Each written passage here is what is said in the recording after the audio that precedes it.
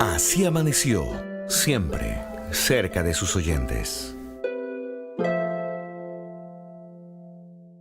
Presentar a Rosa Montero, pues complicado para quienes la admiramos y pues cómo pudiéramos nosotros poner nuestra palabra dicha o escrita para presentar una escritora que nos ha conmovido de tal manera que es como que a través de sus palabras, de sus libros, nos hace pasear, ¿no? Digo yo, con una suavidad y seguridad, de tal manera que distraídas con las anécdotas de sus cuentos, de sus ensayos, de sus novelas, en el momento menos esperado, ella logra, Rosa Montero logra enfrentarte a tu propia esencia con tanta cercanía, digo yo, con tanta cercanía que logras incluso asustarte de ti mismo o conmoverte.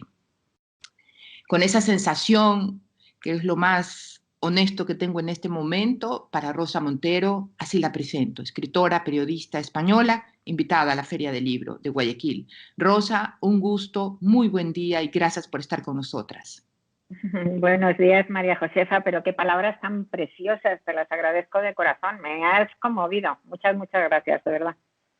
Vea usted, no voy a poder dormir como año y medio. Si Rosa Montero dice que yo tengo unas palabras hermosas, pues ya no importa nada más. Qué mona.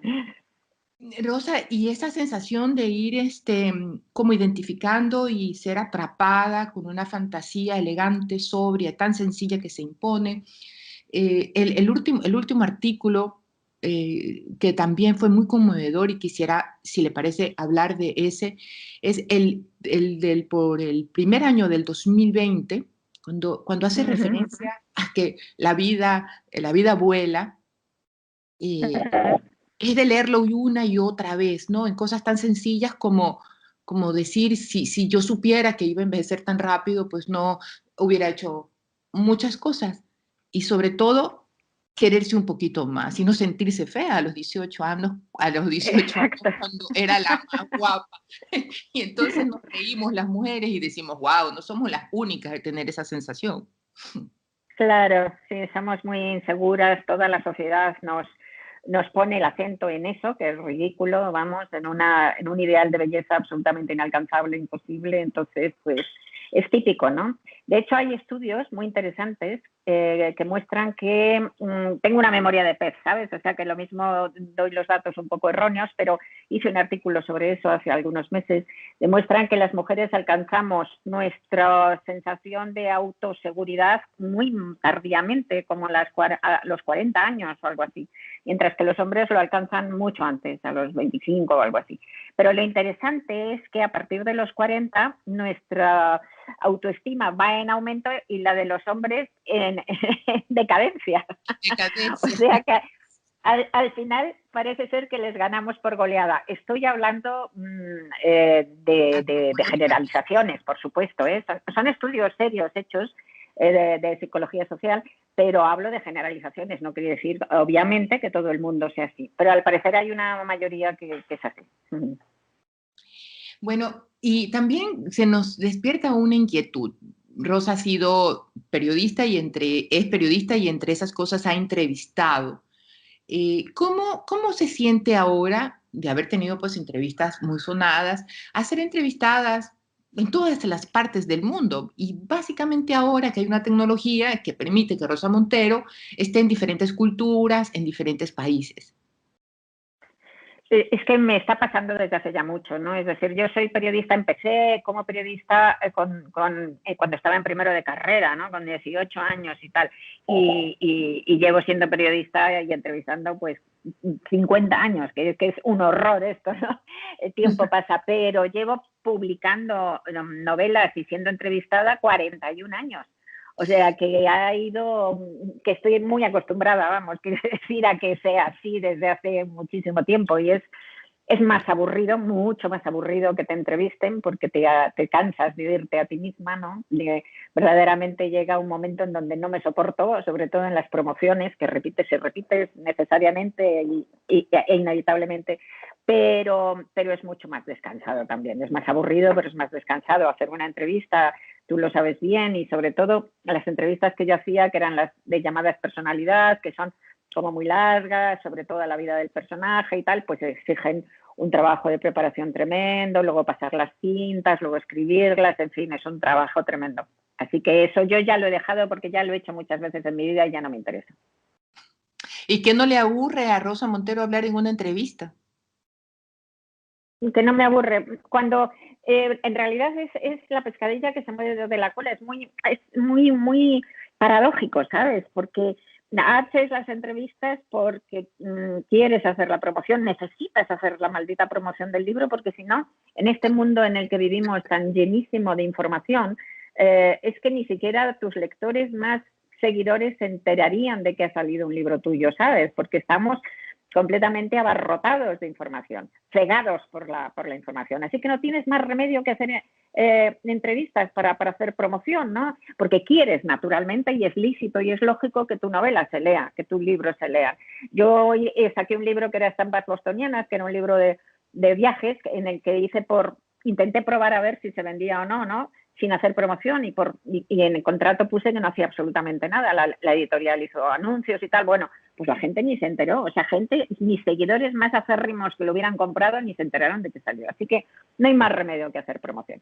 Bueno, Pero pues por otro lado, lo que te aburre es repetir. Entonces, haces la entrevista porque quieres hacer promoción, pero cuando tienes que volver a repetir sobre el libro, pues ya te aburre muchísimo, o sea que prefieres hablar de otra cosa, con lo cual es una locura en realidad, ¿no? Una contradicción total. Bueno, vamos a hacer la promoción del último libro, que si no me equivoco es Buena Suerte, pero antes entonces, bueno, pues preguntemos cosas que Rosa tal vez, yo qué sé, tal vez no sean sensaciones o pensamientos que algún día puedan plasmarse en una novela o en un cuento o en un artículo, pero por ejemplo, ¿qué se siente haber estado pues con su talento especial encerrada por la pandemia? ¿Cómo lo puede experimentar? ¿Cómo lo experimenta? Mira, la verdad es que yo vivo mucho, bueno, me encanta la gente, creo que lo que mejor soy en mi vida es amiga, cultivo mucho a mis amigos, tengo amigos de hace 40 años, pero por otro lado necesito la soledad como todos los novelistas, así que mi vida también tiene esas contradicciones, de repente estoy todo el rato con los amigos y de repente yo ya hacía este tipo de confinamiento mucho antes, porque además como viajaba mucho antes de la pandemia, quiero decir, y tenía muchos actos públicos, pues intentaba reunir, yo qué sé, 4 semanas seguidas para irme a un refugio secreto que tengo con mis perras. Y yo me he llegado a pasar 5 semanas metida ahí, simplemente paseando a mis perras, leyendo y escribiendo, sin hablar con nadie y más feliz que una perdiz, o sea, encantada de eso. O sea, que yo ya hacía una vida antes de confinamiento a ratos sin saberlo, ¿no? Lo que pasa es que el confinamiento obligado, pues no ha sido nada Claro, maravilloso.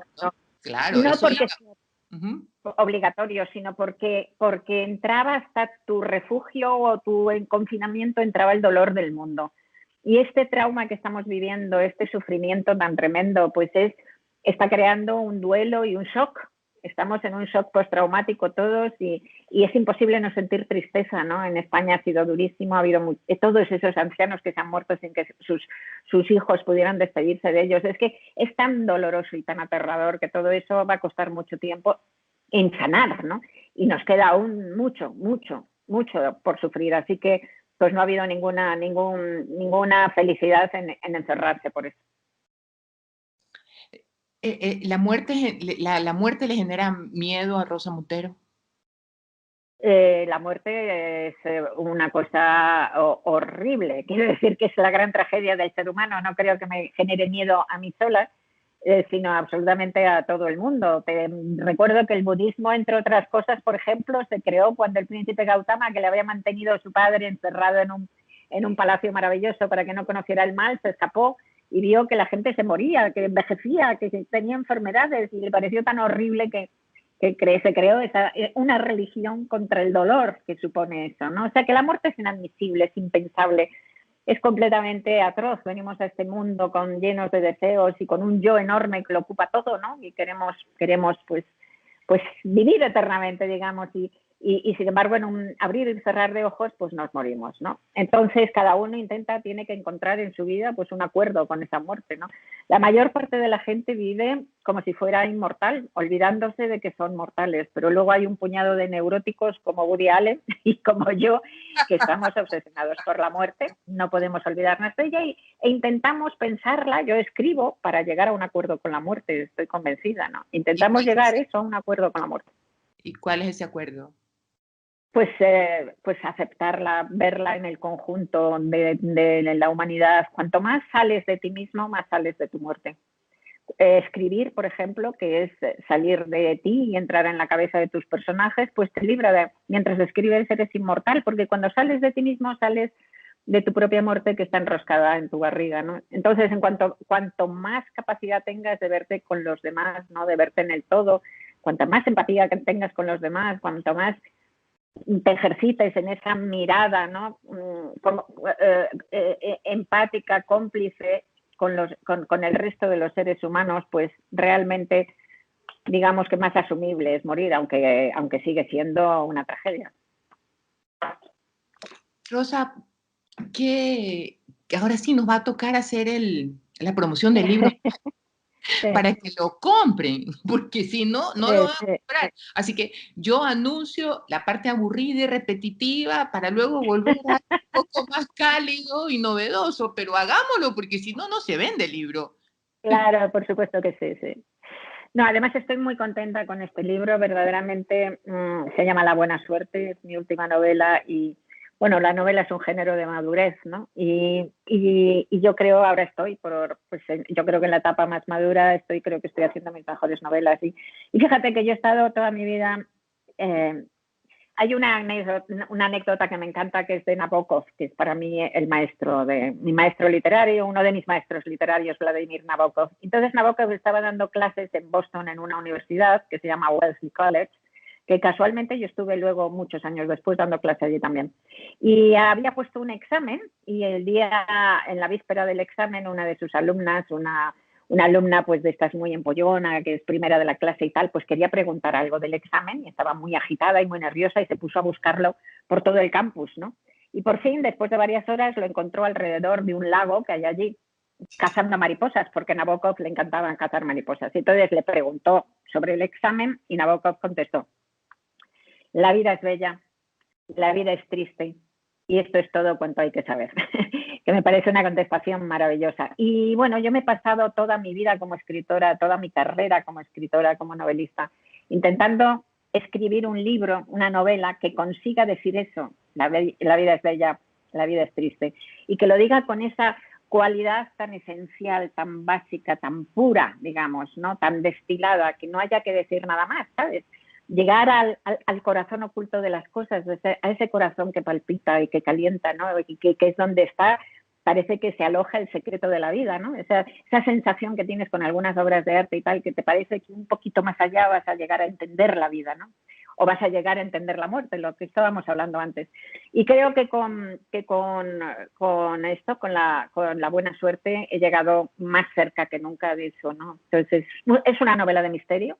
En realidad no es un thriller, aunque hay policías y delincuentes y delitos, pero es una novela de misterio existencial muy intensa, es decir, el lector entra y se queda atrapado en ella. Me han dicho muchos lectores que se han quedado hasta las 5 de la mañana leyendo, ¿no? Y es sobre los motivos, lo que te atrapa es la incógnita de los actos del protagonista, ¿no? Que no sabes por qué hace lo que hace.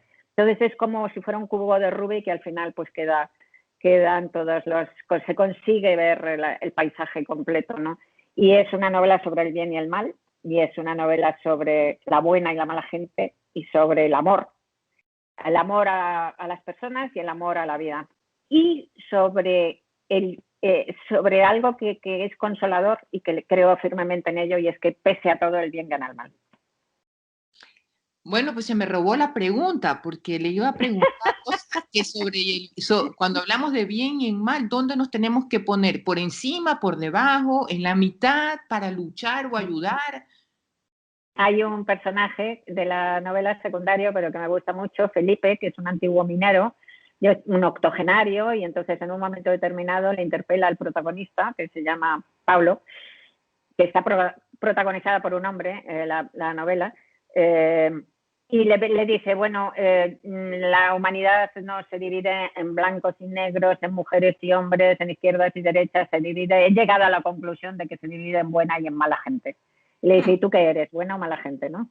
Entonces, todos cometemos, claro, hay gente buenísima, como dice Felipe, y gente malísima, y luego hay gente un poquito buena y un poquito mala, ¿no? Y todos hemos hecho alguna maldad, ¿no? Alguna tropelía, pero estoy también totalmente convencida de que hay una frontera desde donde verdaderamente la gente es muy mala, ¿no?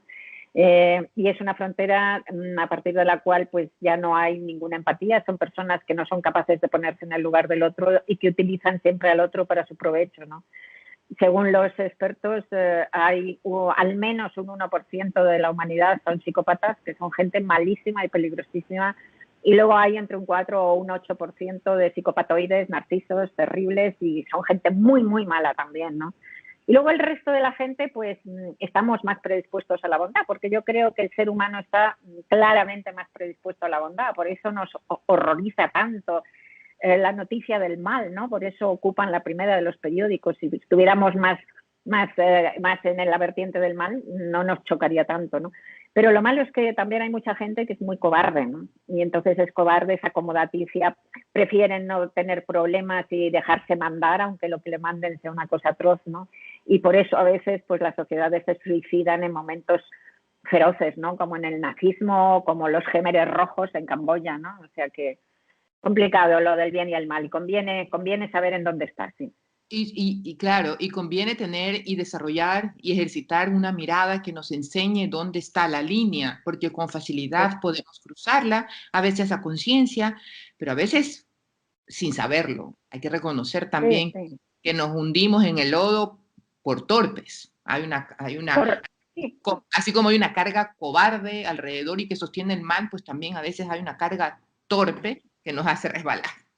Sí, torpe, pero yo te diría que más bien hay algo de culpa siempre, ¿eh? No solo torpeza, hay algo de culpa. Es decir, realmente hay esa cobardía para no ver las cosas. Por ejemplo, los dogmáticos, los fanáticos, ¿no? Que de repente piensan que yo qué sé, que creen en los paraísos en la tierra, ¿no? Y que no tienen la cobardía de no agarrarse, aferrarse a una idea para sentirse como a salvo, ¿no? Si yo cumplo esta idea, pues entonces estoy salvado. Pues no, eso es cobardía, eso es una cobardía emocional muy grande, porque tenemos todos un sistema ético básico, como lo decía Kant, ¿no? El filósofo Kant.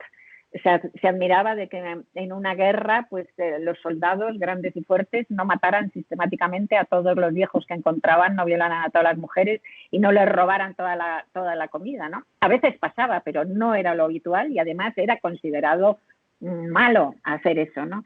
Y sin embargo el soldado podía hacer eso perfectamente y le convenía hacer eso. Entonces, ¿por qué no lo hacía?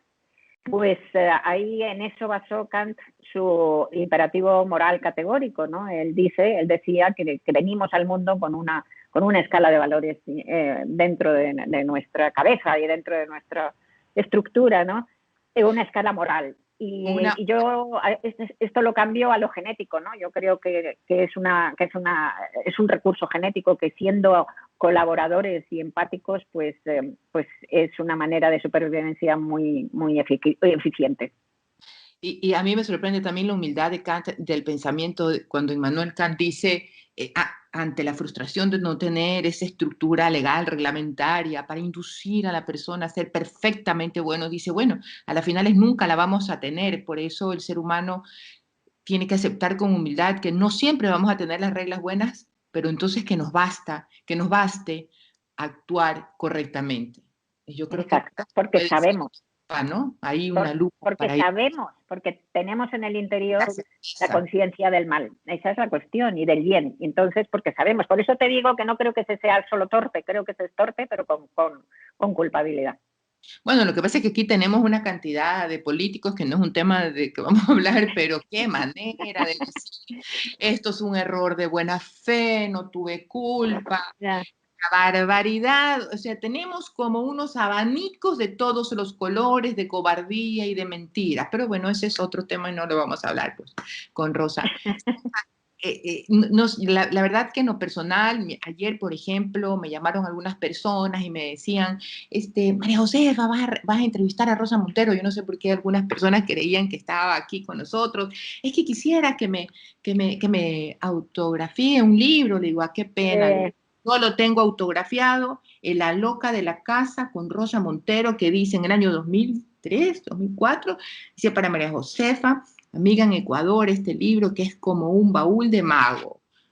Aquí vamos, entonces yo me dediqué a sacarle pica, como se dice a todo el mundo. Lástima, le digo, porque yo lo tengo de anticipado antes de la pandemia y antes de que Rosa pueda venir. Así que quiero que sepa, pues, Rosa, que había muchísima gente con ganas de preguntarle, de recibirle con el cariño y el afecto que le tenemos. Qué pena. Mil gracias por escribir, porque realmente es un alivio, es como cuando uno se amaquea en cada una de sus novelas. Muchas gracias, cariño. Ojalá podamos vernos presencialmente pronto, que todavía nos quedan al menos 2 años, y darnos todos los abrazos que tenemos ahí, ¿no? Sin poder darnos archivados. Sí. Así es. Muchísimas gracias, Rosa, por estar con nosotras en este espacio, se amaneció, y pues quiero que sepa que cuando se quiera escapar 5 semanas con perros o con gatos, no sabe lo que es Guayaquil de hermosa para escaparse. La recibiremos. Conozco Guayaquil, sí, sí. Muchas gracias, guapa. Muchas gracias. Muchísimas gracias.